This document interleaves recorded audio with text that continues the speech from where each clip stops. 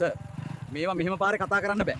යන්කෝ අපේ ගෙදර. මේවා රවුන්ඩ් ටේබල් එකක ඉඳගෙන සාකච්ඡා කරන්න ඕන. මම දන්නවා ආධාර දෙන්න ඕන කුඹුරු මොනවද කියලා.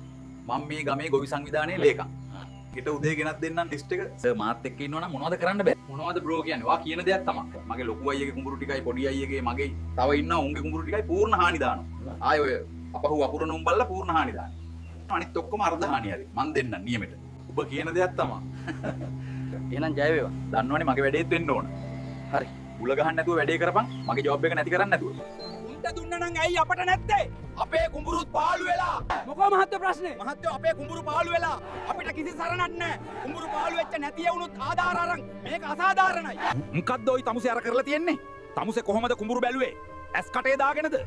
මේ කේස් එක මිනිස්සු නිකන් අතාරින්න නැති වෙයි. කමුසෙට වෙන්නේ ඒ ගොවි සංවිධානයේ ලේකම් එක කුඹුරු කොටන්න. කමුසේ ඒකේ සභාපතිකම බාර ගන්නවා. දැන්වත් ඔය යනවා ගිහින් ආයේ හරියට බලන් එන්න. නැත්තම් කමුසෙට කලින් මට යන්න වෙන්නේ.